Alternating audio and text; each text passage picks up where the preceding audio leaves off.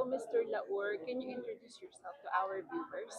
Yes, hello to everyone. I am Spencer Salazar Geronimo, and I'm representing Laor in Mr. Nueva Ecija 2026.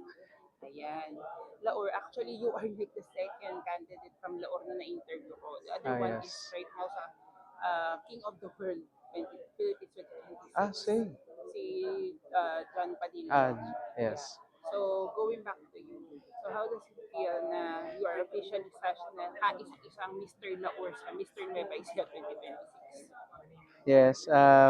Actually, I just want to share sa aming town na list lang ang mga sumasali sa this kind of pageants, even in sa mga pambabaeng pageant. It is not usual na sumasali ang aming municipality. So, this is my twice joining in a regional provincial pageant. At first is the old pageant, and this time is the Mr. Navasiha. So I'm promoting and I'm encouraging my other townsmen in Laur to join in this kind of event because you know I just want to share na nakaka-enjoy and if you know your purpose to pursue what's your advocacy or what's the thing is right for you, so it's your chance to do it. Ayan. So, speaking of advocacy, what's your advocacy?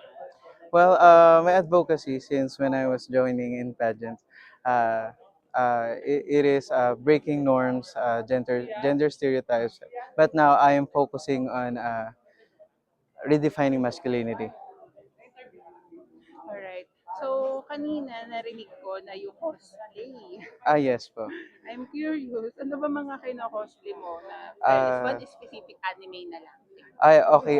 Siguro I must say na i-share ko na lang din na before around 2023, I was being trend on social media for being a Darno, the male version of Darno, and I was the one who will cosplay the male version of Darno, and it was been being trend on a social media, and it caused me a lot of criticism, and so that's why. Gender bend? Yeah, so doon po nanggaling yung aking advocacy na gender stereotype. So I receive a lot of criticism about that because they say that uh, when you wear that, you're not full man, you're not You're not straight. yeah, you're not straight. So I'm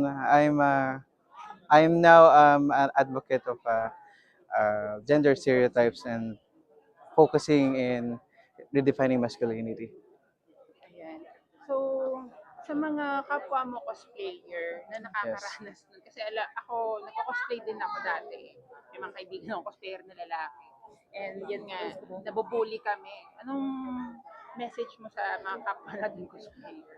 So, well, for me, cosplaying as cosplayer is an art, is a passion. So, for me, as long as you do it for your passion, you do it for your purpose. So, why not? Wala namang mali dahil we share our art, our knowledge, our creativity to others, and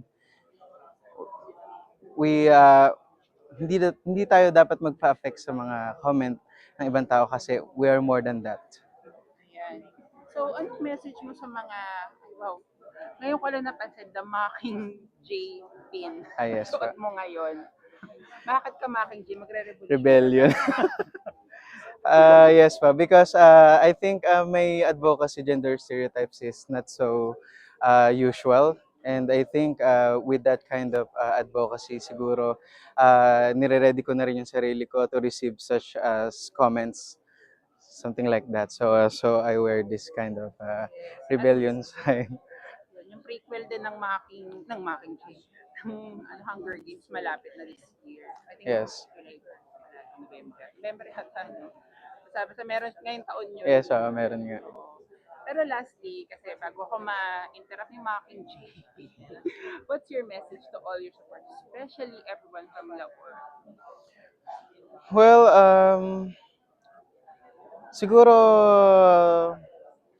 may mga supporters ako before because I'm not just only as a cosplayer, but I'm also a singer.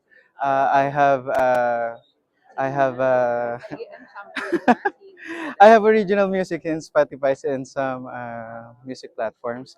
And kung naaalala nila yung BL series before na Lalakan series. So I was been there and I was the one who will sing the soundtrack. So around I think 2021 pa.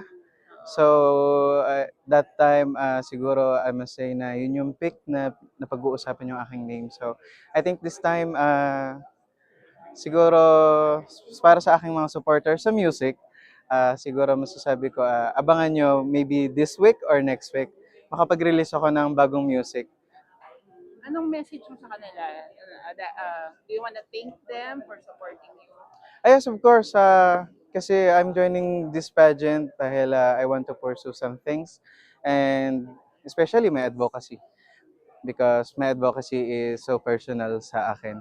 And syempre, ayan, i-support niyo po ako sa pageant na to. So, uh, Thank you for and thank everything. you. Ayan. Alright, thank you so much, Mr. Laor, for Mr. Nueva 2026, and good luck on your Mr. Nueva journey.